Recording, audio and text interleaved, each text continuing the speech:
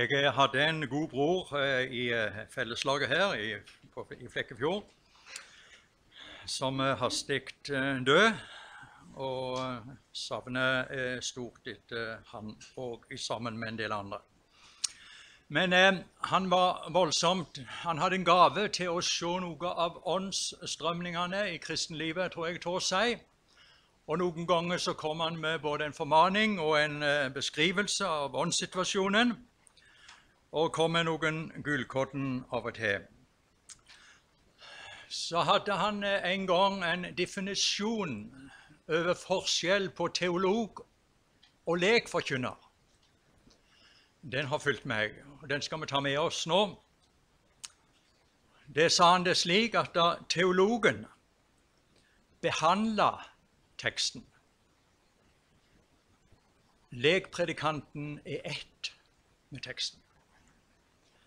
I det ligger der mye visdom. Og så er det ingen av oss som preker her på dette kurset, som er teologer, men vi kan så lett bli teologer i den forstand, og i den forstand som han nevnte. Vi kan behandle, og vi behersker gjerne teksten, uten å være ett med det. Kjære himmelske Far, vi ber om at ordet ditt, som vi ble minnet om i dag morges, må smelte sammen med hjertet vårt, og at vi får bli ett med det. Må du se til meg, og se til de som også skal sitte og høre. Amen. I forrige time som jeg da hadde i går, så prøvde vi å tegne et bakteppe til de institusjonene som vi skal prøve å trekke fram i de neste timene som jeg da skal ha. Og vi så litt om at Det gamle testamentet det er rikt av profetier. Noen er klarere enn andre, og så er det så mye til å grave i og i den siden. I tillegg til profetiene så nevnte vi også at det var mange forordninger, blant annet i tempelet og i offertjenesten. Og dette også er med å danne en forventning og et avbilde tegnes der i ørkensanden over det som skulle snart komme. Og i tillegg til både offerkulturen og profetiene, så var det noen forordninger som Gud påla folket å overholde, som skulle ha en samfunnsmessig funksjon. De skulle ha en åndelig karakter mens de der utøvdes, og de skulle ha et profetisk siktemål fram i tid til det som skulle komme. Og jeg var gjerne litt for spissfindig når jeg gikk over på det som hadde med avbildet og forbildet å gjøre. Men jeg tror det skjuler seg allikevel en sannhet i det. Som så ofte så sier vi gjerne med en god bakgrunn, en god vilje, at det gamle testamentlige offertjeneste og forordninger, det var et forbilde for Kristus og den nye pakten. Men så var jeg så stygg og sa det at det er det ikke. Men jeg står faktisk talt med det. Det er en setning som jeg har skrevet som jeg ikke tok med. De er forbilde i tid, men ikke i karakter. Og i det egentlige motivet. Og vi brukte også et bilde på et originalt bilde som er malt. Og av det kan vi få mange reproduksjoner. Og så er det reproduksjonene vi ser i Det gamle testamentet, og ikke originalen. Og det er en skygge som kastes inn over arenaen i ørkensanden og i Israels folke. Men personen så de ikke av den som skyggen var dannet etter. Og så var det med å danne et lite håp om at en dag skal selve bildet komme fram. Det som Gud malte ifra evighet av, da enda til lammet var slaktet ifra evighet av, så tegnte Gud og så på bildet som det allerede var skjedd.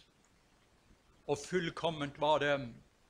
Nå ser vi bare i et speil, men vi ser i et bedre lys enn de gammeltestamentlige troende. For vi har fått en åpenbaring over at alt dette sikter fram imot Kristus. Og så skal det gammeltestamentlige offertjenester og forordninger og alt det som foregår der, det skal være med berika Kristusbildet og den nye pakt og herligheten som venter oss som Guds folk. Jeg har også tenkt litt i natt på dette forbildet og avbildet, kanskje litt vanskelig, men kanskje litt enklere ord, tenkte jeg, å si at det er et foreløpig bilde. Altså et bilde du får foreløpig, men det er ikke originalen. Du får et foreløpig bilde av det som skal komme. Det får du i den gamle pakts tid, og det skal berike det nye. Og vi siterte Augustin, det nye testamentet ligger skjult i det gamle, og det gamle ligger åpent i det nye. Emnet for denne timen blir da en hebraisk trell. Mitt snevre syn på institusjonene var at det var noen bygninger, men et vidsyn på at det var alt normer og sosiale praksis som skulle forordnes for å ivareta folket og funksjonen i samfunnet. Så hadde Gud en forordning og tok seg av at det skulle være en forordning i Israel av trellene. Og det skulle ordnes og forordnes. Jeg har ikke lest mange romaner. Jeg har hatt vanskelighet for å holde persongalleriet på plass. Det går i hulter det bulter, og alle kongene til Kjelldalene greier jeg ikke heller følge med. Men jeg har lest flere, men jeg minnes en som jeg leste i min ungdom. Det var om profeten Elias. Hvem som hadde skrevet det, husker jeg ikke.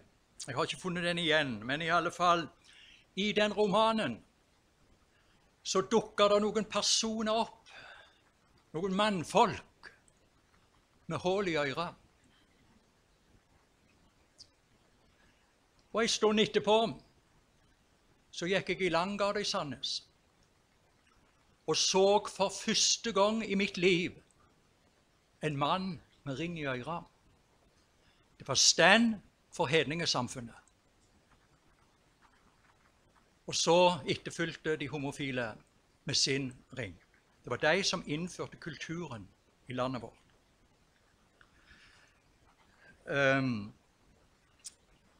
Og så var det et vitnesbyrd på at de ville markere et eller annet slags. Og så var de personene som jeg møtte i romanen på Elias' tid, de øremarkte mannfolk. Det var ikke for å sette farge på romanen forfatteren hadde tatt de med, eller andre ting. Men det var et vitnesbyrd om hvem de var, og hva pakt og hva forhold de hadde gått inn i. Det var et vitnesbyrd og et tegn på den stilling de sto i. 2. Mosebok, kapittel 21. Og vi leser ifra vers 1. 2. Mosebok 21, vers 1.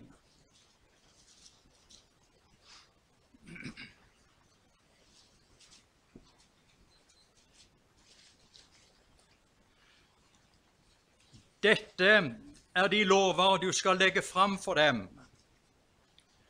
Når du kjøper en hebraiske trell, skal han tjene i 6 år, men i det 7. året skal han gis fri uten vederlag. Er han enslig når han kommer, skal han gå enslig bort. Dersom han er en gift mann, skal hans hustru gå bort med ham. Dersom hans herre gir han en hustru, og hun føder ham sønner eller døtre, da skal hans hustru og barn høre hans herre til, og han skal gå enslig bort. Men dersom trellen sier, jeg holder av min herre, min hustru og mine barn, jeg vil ikke være fri og gå bort, da skal hans herre føre ham fram for Gud og stille han ved døren eller ved dørstolpen, og hans herre skal stikke en syl gjennom hans øre, og han skal tjene ham all tid. En trell og en slave, det hørte ikke bare Det gamle testamentet og gamle pakts tid til. Vi kjenner det fra oldtid og middelalderen, og mange slaver ble togne i Europa og i Afrika, og ble av hærtoktet som folket tok. Og ikke minst var det på Vest-Afrika, når de skulle hente folk til plantasjene og koloniseringen i Sør-Amerika. Og det fortelles at på vestkysten i Afrika så var det ført mellom 10 og 15 millioner slaver til Sør-Amerika, pluss de mange som døde underveis, og pluss de mange som ble drept under jakten på dem. Og det var litt paradoksalt å se at slavekysten og gullkysten, de var naboer i Afrika. Den ene solgte slave, og den andre, det var gull og glimmer. Og fra tidligere tider så kjenner vi også noe av en liten modell av det i landet vårt også, tror jeg vi kan gjerne si. I husmenn og adelsmenn.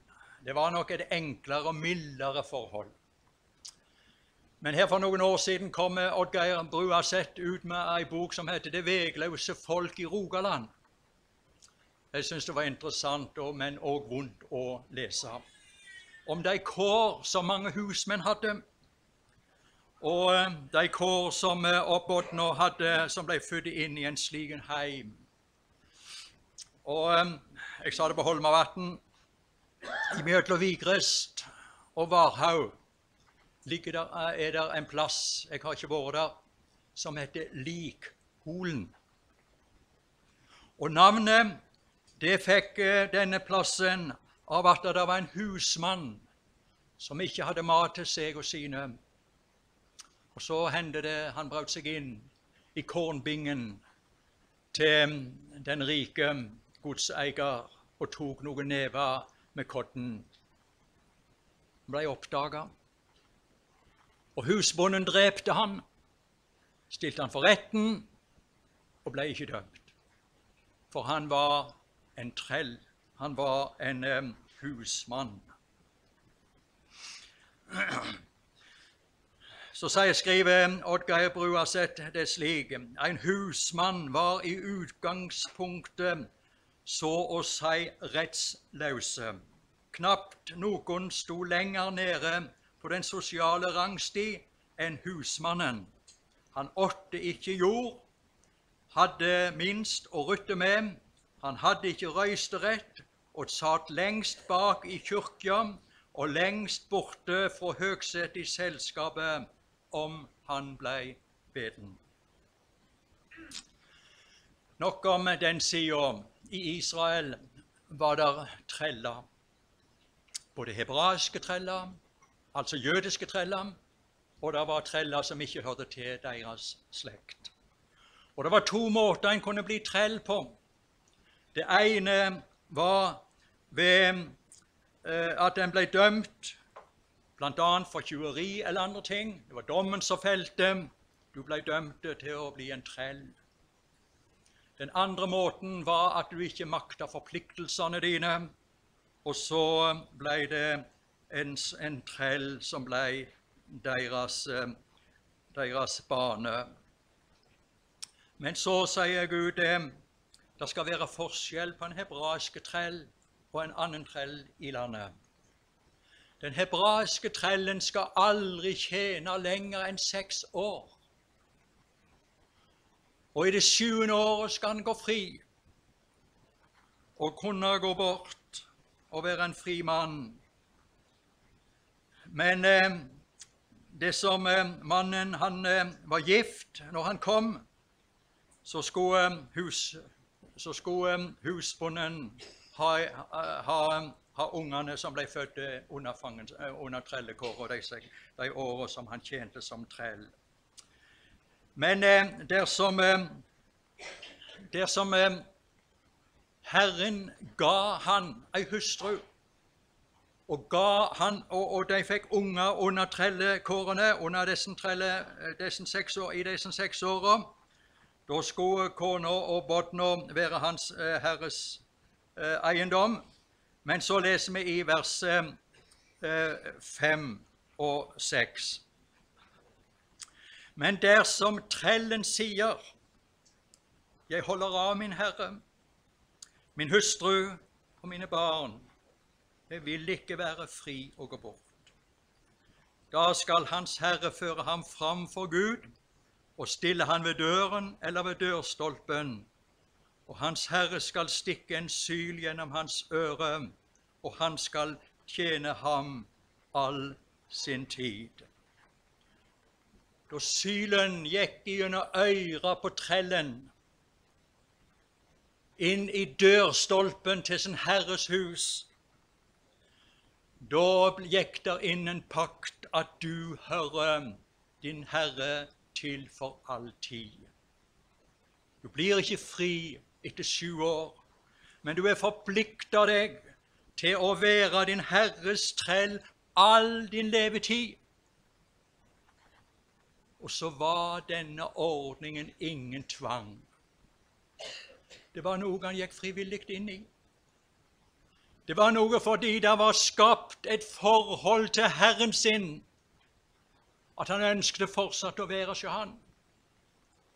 Det var en kjærlighet til bruden sin og barna sine, som gjorde at jeg ville binde meg til en tjeneste for disse hele mitt liv. De skal eie livet mitt, og de skal eie tjenesten min, og jeg vil være ett med Herren og være hans eiendom og tjeneste for deg. Salme 40, vers 7-9.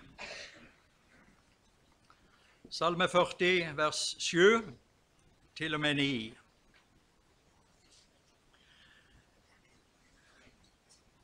Slaktoffer og matoffer har du ikke lyst til.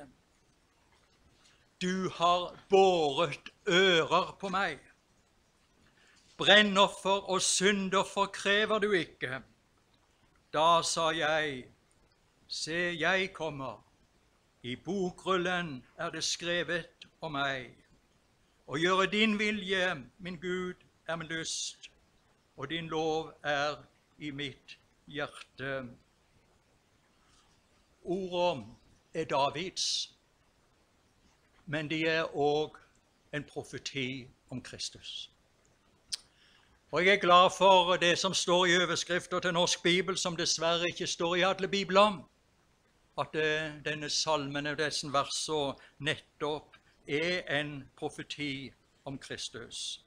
Og vi finner de igjen i Hebreabrevet kapittel 10 og vers 5-7.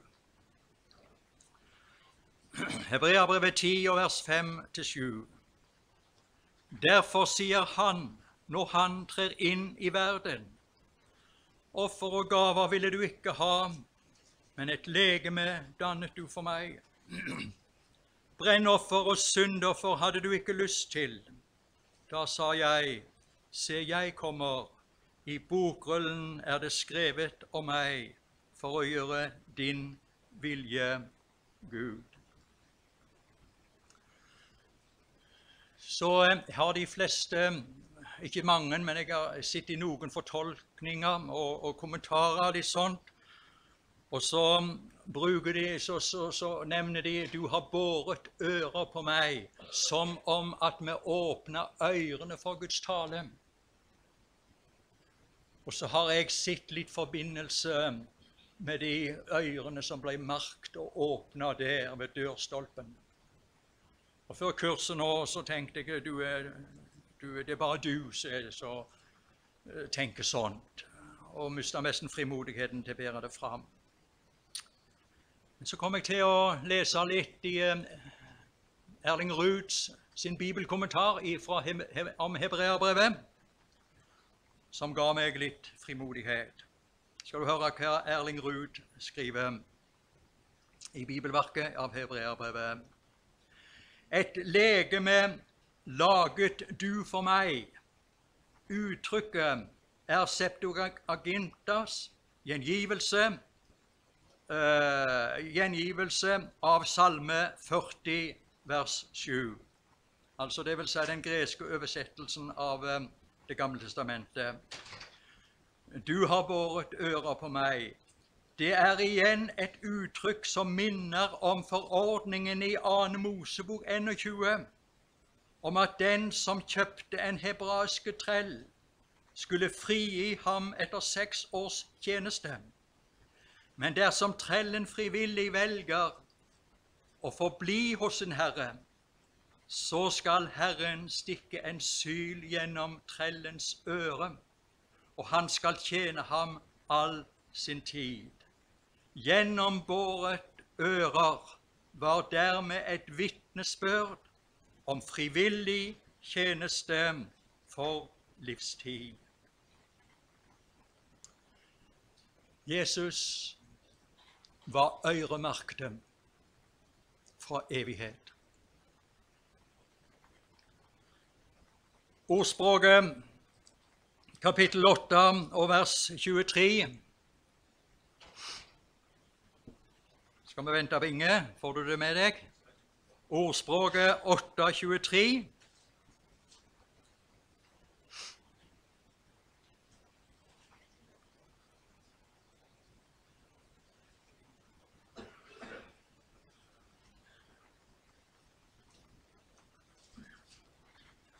Fra evighet er jeg blitt innsatt, fra begynnelsen før jorden og til.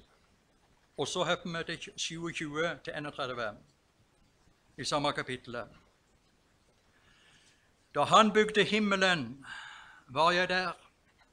Da han tegnet inn en hvelving over dypet, da han festet skyene der oppe, da han bandt avgrunnens kilder, da han satte grenser for havet, så vannet ikke skulle gå lenger enn han bød, da han la jordens grunnvoller, da var jeg hos ham som kunstner. Jeg var hans glede dag etter dag, og jeg frydet meg alltid for hans åsyn. Jeg frydet meg over hele hans vide jord, og min lyst hadde jeg i menneskenes barn. Jesus hadde all herlighet som himmelen kunne gi han. Han hadde alt det som himmelen rommer, men det var noe som den ikke hadde, som han hadde lyst i, og som han drogs etter. Det var menneskenes barn. De kunne Gud ikke gi ham. Og den lengsel og den kjærlighet makta ikke himmelen å tilfredsstille han. Og så i Guds rådslagning, så var det en som stilte seg ved Guds dørstolpe der i Guds evige råd og rådslagning og forutbestemmelse. Og så stakk Gud en sil gjennom sønnens øyre. Han kunne vært fri, hatt himmelen alene, alt det den hadde å by, men det var en lengt som lå en annen plass. Og så var det noen som han tenkte på trengte hans tjeneste, og så lot han seg merke til tjeneste for deg for all tid. Efeserbrevet 1:4-5. For i ham har han utvalgt oss før verdens grunnvoll ble lagt, for at vi skulle være hellige og ulastelige for hans åsyn.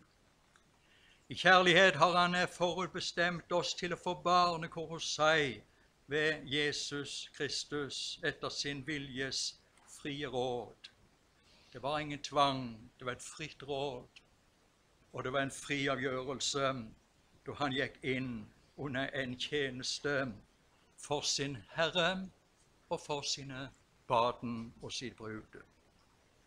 Og det kostet han, og noe av den lengsel som lå i hans hjerte for å gå inn under det å bli en trell. Det finner vi også i hans ypperste prestelige bønn, Johannes 17,24. Far, jeg vil at de som du har gitt meg, de skal være hos meg, for at de skal se min herlighet, som du har gitt meg, fordi du har elsket meg før verdens grunnvoll ble lagt. Gå hen, min kjære sønn, og lid for dem, som inntil evig tid i vreden skulle være. Den dom grufull ut å stå, men verdens frelse står der på. Min sønn, vil du den bære? Ja, Fader, ja, av hjertens grunn.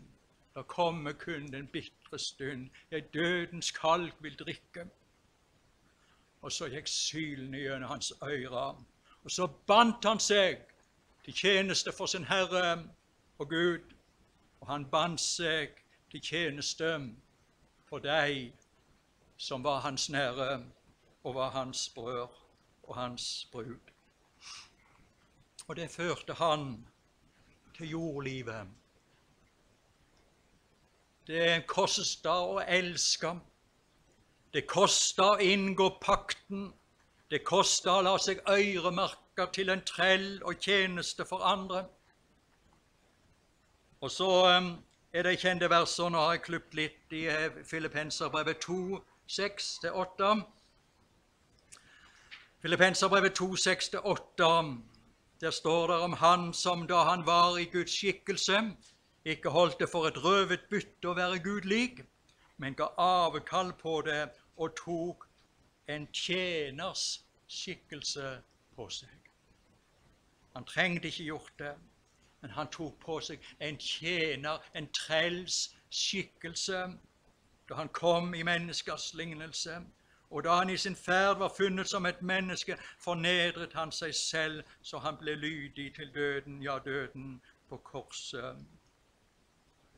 Og da tidens fylde kom, utsendte Gud sin sønn, født under en kvinne, født av en kvinne, født under loven, for han skulle kjøpe deg fri, de som var under loven, så vi skulle få barnekår, som ikke hadde det. Det var hans tjeneste for å vinne oss dette. Og så tjente han i jordlivet sitt, i alt han gikk igjennom. Han gikk ikke gjennom det for sin egen del, men det var fordi det var noen som trengte hans tjeneste. Så lot han seg føde inn i denne verden. Han lot seg omskjære, han lot seg friste, og han lot seg spotte og håne for andres del. Og så tjente han gjennom hele sitt liv. Og så nevnte vi også, han har gitt et forbilde også når han vasket disiplenes føtter i Johannes 13. Han tjente dem, og han ble solgt som en trell. for summen på 30 sølvpenger som var slavens pris. Og Pilatus behandlet han som en trell når han korsfestet han der på Golgata. Hele Jesu jordliv, det var et vitnesbyrd, en tjeneste. Han holdt av sin Herre, og han ville oppfylle det som de som han elsket trengte aller mest. Det hebraiske ordet for trell, det som er brukt her, det er ofte brukt og om den lidende Messias i de 4 sangene i Jesaja-boka. De kommer igjen, det samme ordet for trell og slave og tjener, de går opp i opp. Jesaja 55, der tales det litt om og lydigheten til han som hadde lot seg øremerke ifra evigheten. Herren har åpnet mitt øre, og jeg var ikke gjenstridig, jeg vek ikke tilbake. Og så kunne vi ta Jesaja 53 og se den lidende Messias. Og så kunne vi gå litt videre i Jesaja, så ser vi noe av at det brukes ordet i Jesaja 53, og der i vers 11, der kommer min tjener, min trell. Han skal bli lønnet og belønnet. Det skal bli frukt ut av det som han gikk inn i som trell og tjener. Og så er han ikke løst ifra denne tjeneste heller nå. All sin tid. Og der vi skal få lov til å tro at han også er den som tjener oss i det himmelske tabernakel, der han alltid lever for å gå i forbønn for oss. Han er ikke løst ifra den pakta han fikk når han ble øremerket. Og han skal tjene Herren sin, og han skal tjene søskene sine, han skal tjene bruden sin, så lenge det er noen som trenger hans tjeneste. Og det som kanskje er enda sværere, synes jeg, å lese, det er i Markus 10:45. For menneskesønnen er ikke kommet for å la seg tjene, men for selv å tjene og gi sin løsepenge for mange. Og enda til han i Lukas 12:37, han skal binde opp om seg. Da er vi like inn i himmelen igjen. Han skal binde opp om seg, og la dem gå til bords og sette seg, og selv komme og tjene dem. Det er noen som skal få sette seg til bords. Men det er en som enda ikke er løst ifra det han gikk inn i pakten, da han ble øremerket til trell for sin brud og sine brødre.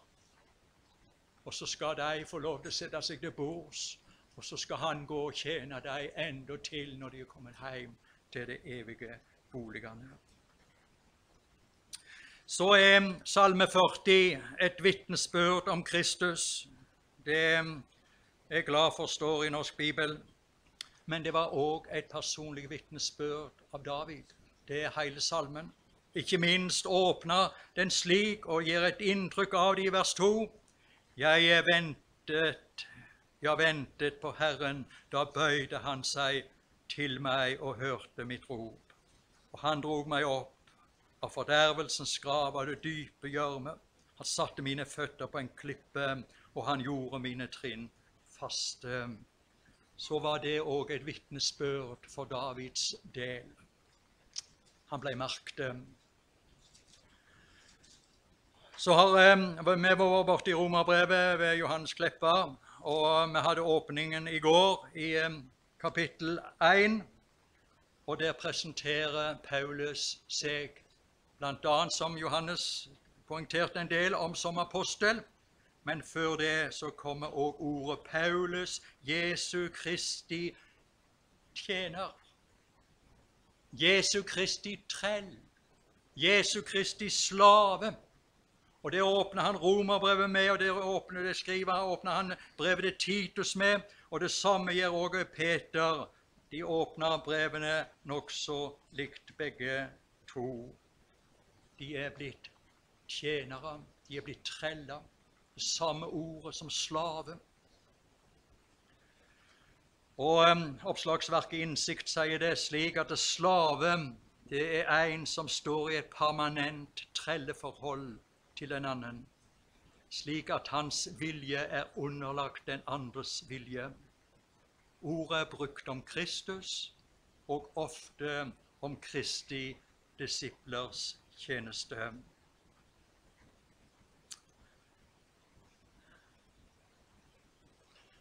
Det er noen som sier det, å være en kristen, det er et trelleliv.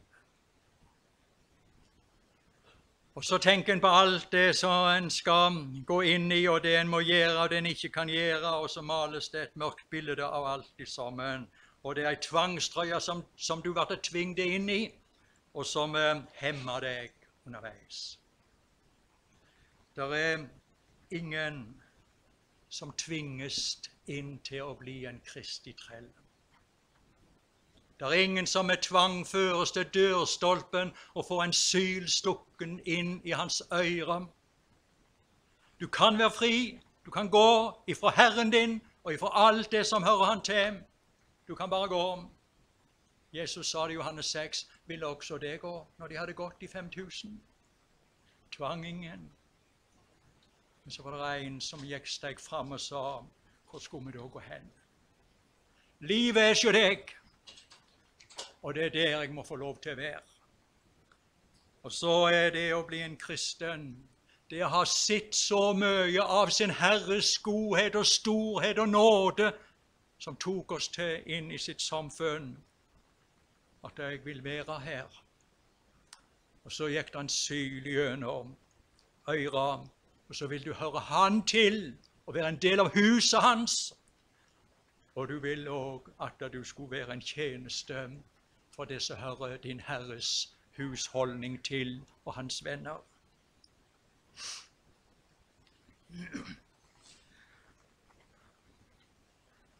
Men 1. Korinterne 3:23 kan du gjerne ta med det slutt, Inge.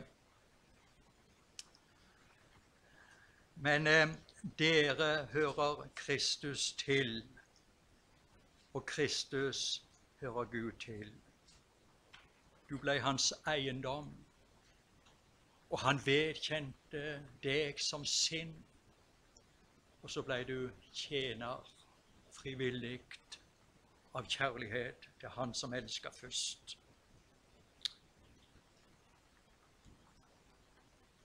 Hva skal jeg gi til min frelser? Hva kan jeg gjøre for han? Røkelse, myrra, juveler, jeg kan forslå til Guds lam.